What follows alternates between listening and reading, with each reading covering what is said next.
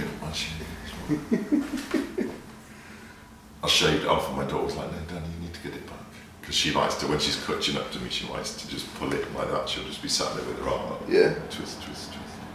Little things. Little things in life, hey? Oh, fuck it. And a few people were like, I know your face. It's funny how people recognise you just by one facial feature. Not the fact that I'm nearly 7 foot tall. No, it's like, you're like, hey, I'm Big Scott. What do you do? Who am I? Big Scott is, as we were just saying a minute ago off camera, I'm a military hippie. So I come from a military stroke hippie background. My ancestors were all forces. My mother was forces, but then she was more on the wayward side, experimented with life, went to sort of a few protests, etc., etc. My father was an atheist, my mother was a Catholic, so I've got a pretty diverse balance, so I call myself a military hippie. When I do stuff, I do it with a military mind. Doesn't mean that I go out and shoot people, but I do it logistically. Plan to fail is failing to plan. So that's Big Scott. I've used all those principles. I started on a pirate radio station in the late 80s, and I was known as Uncle T, the T being for tiny. So basically, me being a cheeky little git, I wanted to create a youth magazine. I needed to get some funding. One of the people that I approached for funding was a radio network called Fresh FM, which was from 5HQ, so some of the old drum and bass DJs, DJ SS and all of them, it was their stable. I was in there one day saying, oh, who does the radio shows? I could do one of these. Unbeknownst to me, the main guy that was running it was stood next to me and went, oh, you can you, Tiny? Right, there you go. You've got a slot this Sunday for the next 6 months. I said, well, what do you want me to do? He says, well, you just told me you can do it. Get on with it.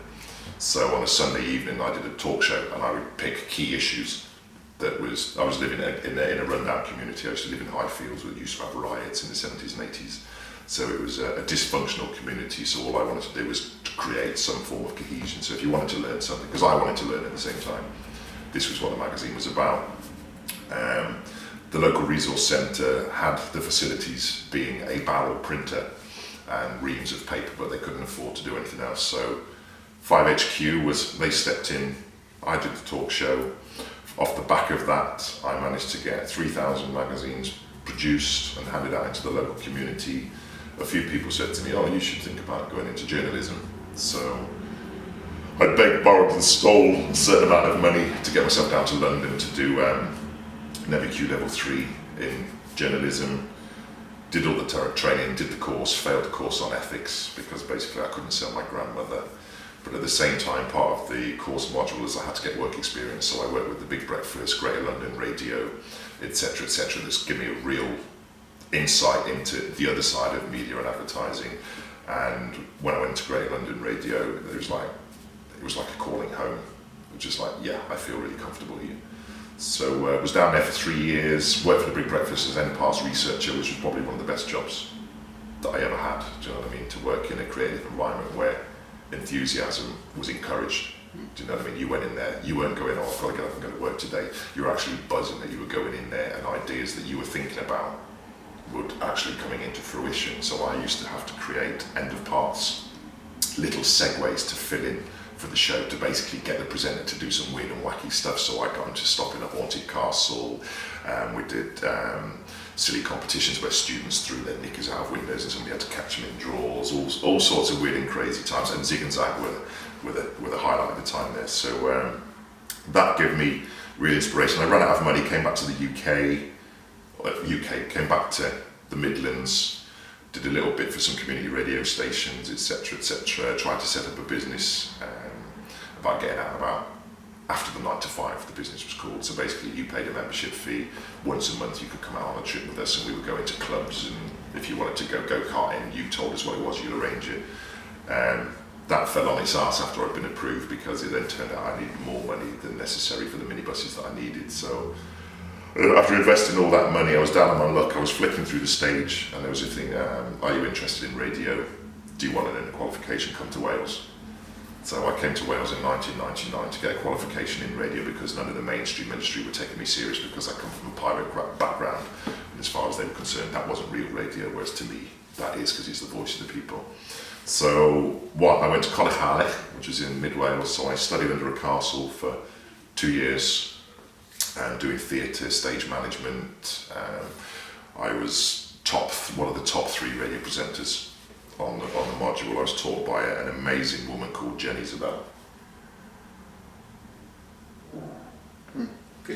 who was she was BBC World Service presenter producer for 12 years. So she gave me a real grounding. But if you ask her, she says she didn't give me a grounding. I had it within me, and I was one of the best pupils that she's ever wanted to work with.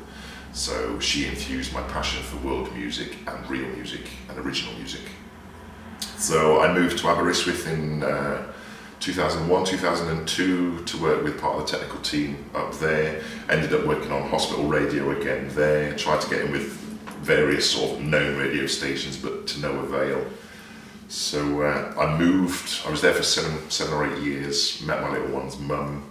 Moved down to Cardiff. Volunteered with a local community radio station. Was there for about 4.5, 5 years.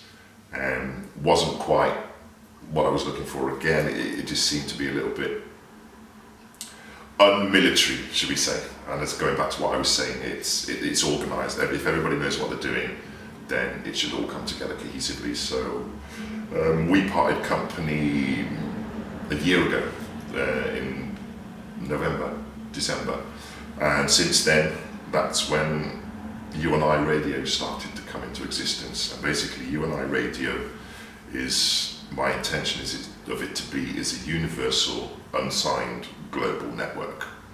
So I want to syndicate with major continents and different countries.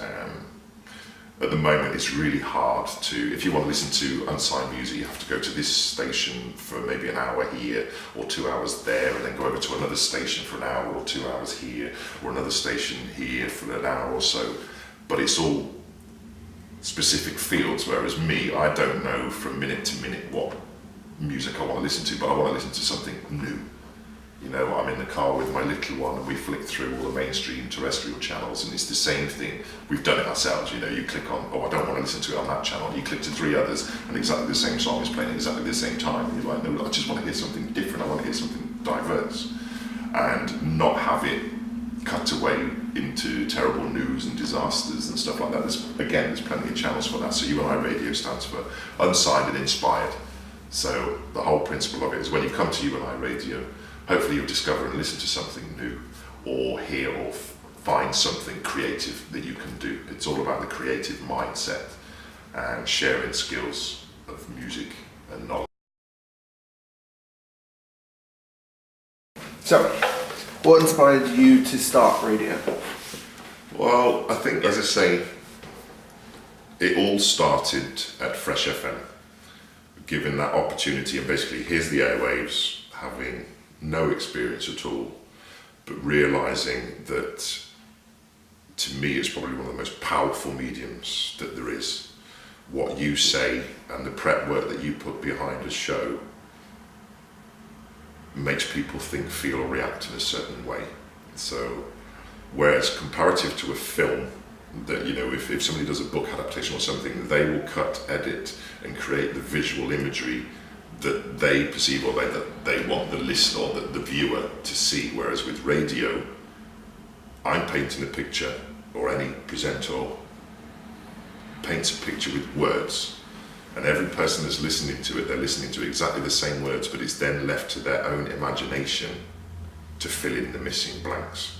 You know, 2 seconds of silence on radio can sound like an eternity. So you can paint a picture and it's just like getting a white brush and just going straight across it. You lose the momentum. So it's personal.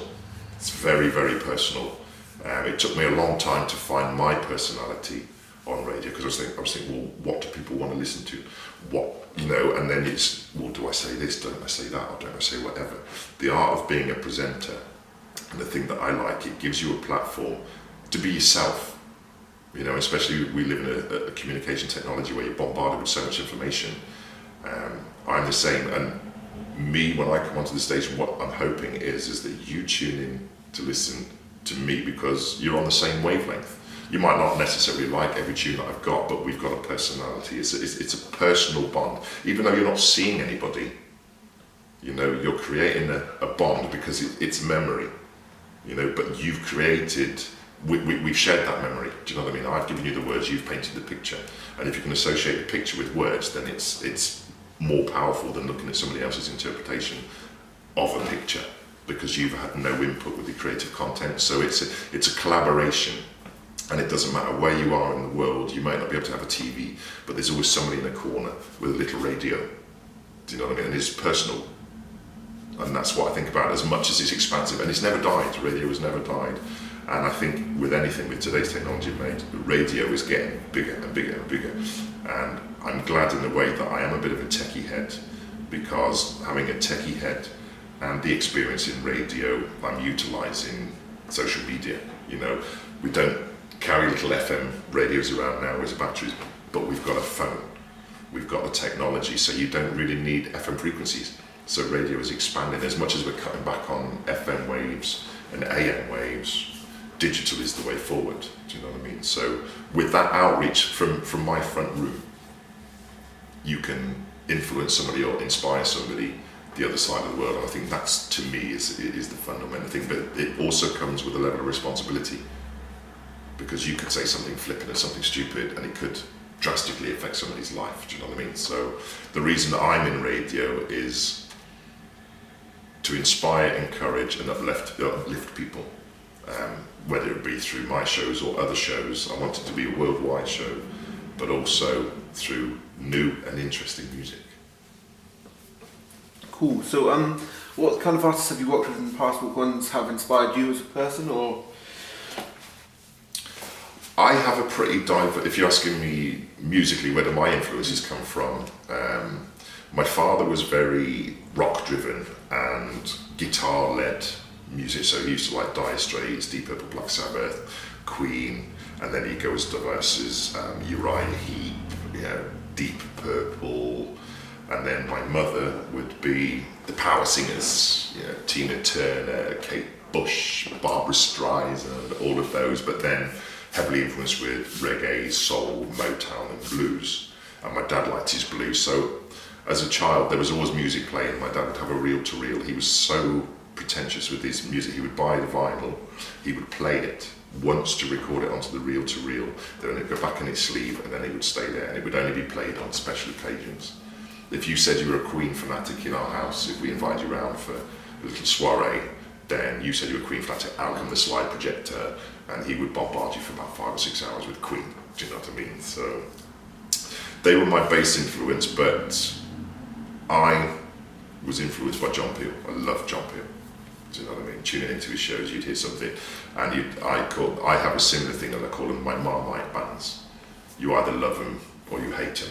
Do you know what I mean? But he was a very influential man on mine and a lot of people's lives, and I think his diversity is one of the things that I hold on to. Do you know what I mean? I don't care what style of music it is, where it's from. It's all about, does it make me feel something? Does it make me want to do something? Or does it make me think in a certain way?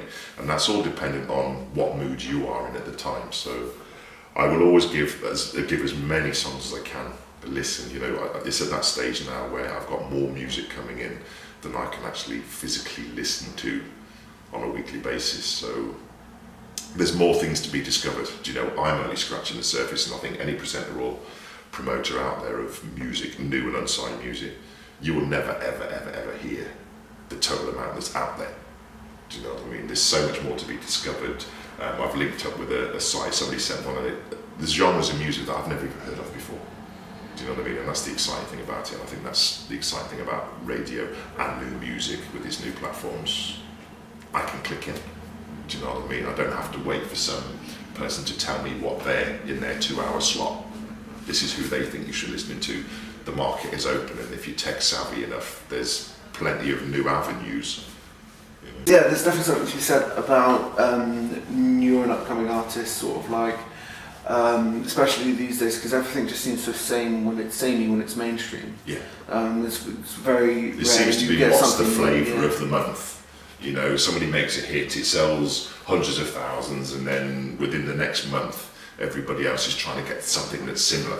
Do you know what I mean? It's a standard, it comes in, and what the mainstream says it is, then that's what influence, and it also affects sort of local, independence as well, because people think, well, that's a style of music that's in the charts, this is whatever, but they're two completely different things.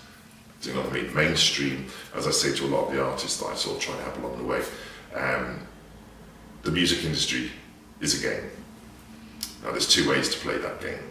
If you're going to go mainstream, then you've got to realise that it's a business. It's no longer just your music that is the main thing. It's all about marketing, branding, and being a puppet on a string. And it's up to you whether you want to pull those strings or you let somebody else pull those strings. Or you become an independent artist. And, I've interviewed artists that have been doing it themselves for 30 years and doing quite well, thank you very much. Do you know what I mean? So if you've got the passion, it depends what you want out of it, Like, for example, Maddie Jones. I find Maddie Jones an extremely interesting human being just because she does everything herself and she does it quite capably. Mm-hmm. She's a local artist, she's been here in the Safe House before. But I think of like Maddie Jones, also like James Cloban changing their name to the Whitechapel Hall, I think it is. Whitechapel. Oh, I can't remember Whitechapel. Yeah, but it's new. But anyway, I know there's a JCB. Yeah. But I think the reason behind that is the picture. I think that's the street that the folk centre is on, where he met all of them, because he went in there just to sing as a folk musician, and I met him with all the others, and then the James Cloak band came about. Do you know what I mean? So I think that's his. But they're such a good band, aren't they? Amazing from day one. Since I first heard of them, as you know, I've had them on my stages many a time, and hopefully they'll be on the Sunday stage of a festival that I'm in negotiation with at the moment. So. Fair enough. Awesome. So so what's up and coming for you now then? What are you going to be doing now? Well, the main principles of it, as I say, it's been a year with You and I Radio. It's been a year of hard work for myself, getting it there, because I've looked around through all the years that I've been on the various different radio networks. I've seen how things shouldn't be done and how I think they could be done. So I've been beating myself up trying to create some form of formula with You and I Radio, and I think it's now at the point that I can start looking for really keen, enthusiastic volunteers. I'm looking at turning it into a social enterprise, but before I can do that I need a few more hands on board. So You and I Radio by 2016 will be You and I. At the moment, people seem to think it's a major team behind it, but it's not. It's predominantly me. I've had the likes of yourself and Gemma, and people help me along the line, but I need a core team in that I can, because I'm getting bogged down with the admin responsibilities, etc., programming the radio station and stuff. I need to be out and about, taking it on the road, if you like, taking You and I Radio on the road, and know that I've got a team that are on the ball, happy, and love what they're doing. Do you know what I mean? So that's phase one. Once I've got that core team in, then I'm going to look at social enterprise, because I intend to train up the first people, and then they become trainers of the successive people that come in. Do you know what I mean? So You and I Radio will be totally non-for-profit. Do you know what I mean? And it will have a social enterprise arm, because I don't think you should have to pay for your music to get higher or lower in the, get higher in the ratings. It should be on its own personal merit. Do you know what I mean? So that's going to be hard, because people will try and say, well, you want to do this and you want to do that. I was like, no, I don't. At the moment, a lot of the music is my taste, and people appreciate my taste. But I've just got DJs on board, I've got DJs on boards, I've got presenters sending me material now, so I own to be going out to them to show them what I do, so then they've got their own little network to do their thing and basically syndicate it around the country. And I've got a few links in Africa and Holland and Germany, etc., that I want to get out and do stuff with. So it's very much kind of becoming this sort of like international affair with music, isn't it? Yeah. Like, and I like that idea in particular, because it gives form to seeing music not just from Cardiff but around the world, stuff that you won't hear before, Yeah. stuff which will ultimately inspire you as a person. Well, just on that point there, I've been listened to, You and I Radio has been listened to at least once. The last time I looked at 142 countries, and we have regular tunes in from Japan, Canada, America, Switzerland, Germany, and it is phenomenal to know that you've got that reach from your front room. Do you know what I mean? And artists and promoters from all around the world saying, oh, please consider us for your radio station. In the beginning, you know, people were like, who are you? What's what? And as I say now, I have an inbox full of people asking to be part of it. Do you know what I mean? So I need a team to sift through all of that. Do you know what I mean? But there's a couple of festivals in the pipeline. I did my first big live broadcast from the Hub Festival this year, as you're aware of. I've been invited back to be part of the Free For All next year, so I'm going to have the whole of upstairs for a day. That's going to be my sort of mini Jules Holland. Do you know what I mean? So yes, there's bigger and better pipelines. I've been made an ambassador for an organisation called Music to Deal, and basically they're a collective of people that are ex-industry that tried to change some of the principles from within. And as you can understand, certain doors were shut in their face, so they was like, do you know what? Bugger this, why don't we team up together and create it? So that's an international network.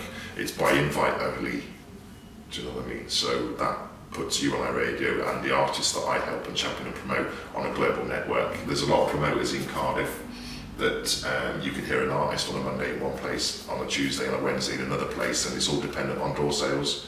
You and I Radio, they're not gigs, they're broadcasts, do you know what I mean? So it's all about the artists, and it's encouraging the artists to do their social media work. You might use Facebook, you might use Twitter, but talk to your local friends, because all we need is an audience.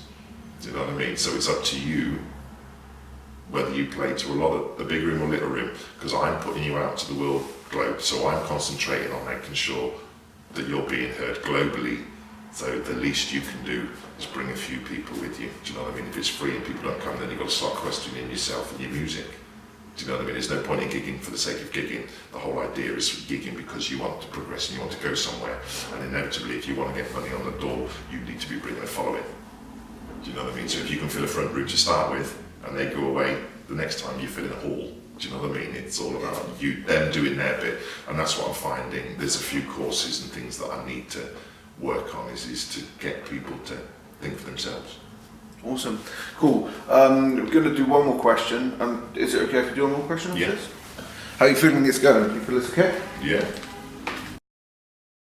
But they're all lost and fractured because it's like, oh yeah, we've got all this technology, and half of them don't even realise where they're putting their music, that they're not getting anything. You know? If the whole principle is that you to sell your stuff, there are little sites, little micro sites that you can put it on there and you get every penny. Yeah. But they're all looking for this glitz and glam, you know, I want to be top one in Spotify and YouTube and stuff like that. So are they, because they're making a bloody fortune. They're making a bloody fortune. The trouble is that these sites which are there to help artists out, They're pretty much run by the big boys, because the they're big run by boys the have big realised boys, they and can't how make much money. profit they get out of it is still how much profit people actually get out of it is still really very minimal. Well, Like, they get I like read something the other day, somebody had 0.00. 7 million hits and they made $1,000 on YouTube. That's an artist. Where's the rest of the money going? Yeah. Do you know what I mean? Definitely. So, you were based in the Brewhouse for You and I Radio Nights. You've now changed that into Porters in Cardiff. Do you want to elaborate on that a little bit more, or do you want to talk about how the nights are going so far? Well, Basic Praisey, I started in the back room of the Royal Oak 4.5 years ago. I was linked up with a radio station in Manchester. I used to go over there once a month and do marathon interviews and broadcasts. They were supposed to come over and help me do live broadcasts from the Royal Oak. They let me down 3 times, so I was like, bugger it, I'll teach myself. So I was in the Royal Oak for a while, sound engineer from there, went to move to the venue that you was talking about. I was invited along to create some nights. That sort of fell apart in September of this year, the year anniversary of the night. And basically, as much as the venue said they were supporters of unsigned music, it turned out that the nail in the coffin was there wasn't enough money going behind the bar, which tends to be a lot of it. So that's when I sort of changed the principle of the nights, because they're not gigs. As I say, they're more broadcasts. I'm not really interested in web sales. I'm interested in somebody coming in. If you hear something new, you know, when I had my regulars coming into most of the gigs, and they say, do you know what? I'd have never necessarily looked out for them, but you know what, they were bloody amazing. go away, buy a CD. It's tangible. Do you know what I mean? So moving to Porter's, everything happens for a reason. And Porter's is the perfect place for You and I Radio because it's like a glorified lounge.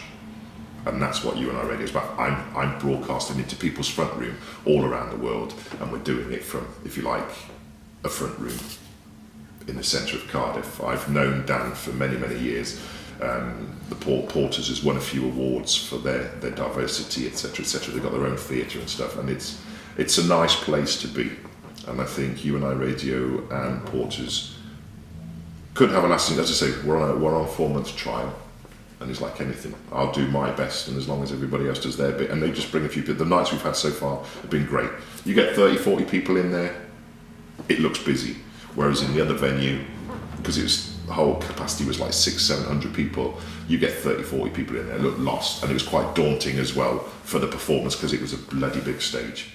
Do you know what I mean? They'd come in and just go, oh my god. So being in Porters, it's more closed in, it's more intimate, which also builds confidence with the artist. So I think it's great for You and I Radio, but it's also for Porters. And as soon as I mention to people I want to do a broadcast in Porters, I go, yeah, I love the place, I'm coming. Yeah, I think, well, this won't go in the video. I think Brewhouse is like one of those places which is very sort of student orientated. It's quite grimy, but Porters, on the other hand, is a very sort of like relaxing lounge and more appreciative. And it's the creatives as well that are on the stage and stuff that come in and frequent the place. Do you know what I mean? So there's that, even though it's two different fields, you've got theatricals and musicians, but at the end of the day, they're both actors. Do you know what I mean? One's just musically driven and the other one's lyrically driven, but they're both lyrically driven, do you know what I mean? So the only difference is music in the background rather than backdrops on stage, do you know what I mean? They're principally the same, so there's that respect, do you know what I mean? And as much as you try and take independent and unsigned and new music to the mainstream, they're not as open and aware because they've been blinkered and brainwashed into this is what we're telling you is good music from the mainstream day in, day out. Do you know what I mean? So it's not a thought process, you're just listening to some thing that somebody else has created. Don't get me wrong, the mainstream, that it needs to be there because a lot of the artists that I'm pushing and championing, I'm hoping that the whole of the world will get to listen to them. Do you know what I mean? But it's how you get there and what you do when you get there. There's some established artists that have been around for 40, 50, 60 years. You don't see them making column inches every week, every month, and they're doing very well. Do you know what I mean? Are you going in it for your music or are you just going in it for 5 minutes of fame? Because that's the trouble these days. I think a lot of people believe it's just fame. Yeah. No one's doing it for the love of music, and I think that's kind of what you're trying to fight for here. Well, these are the people that I go for, is the people that love music. Do you know what I mean? The first question not on their lips is, who's going to be there? Not, how much am I getting?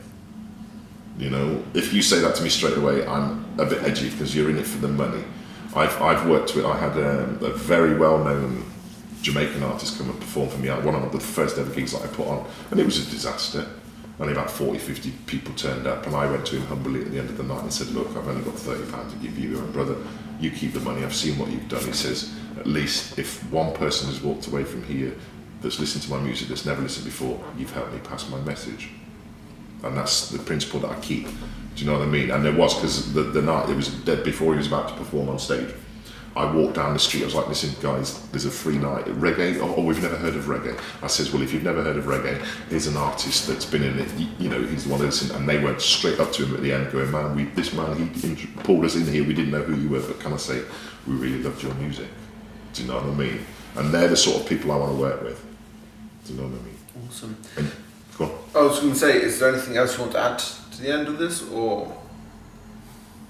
No, I think we're pretty much there.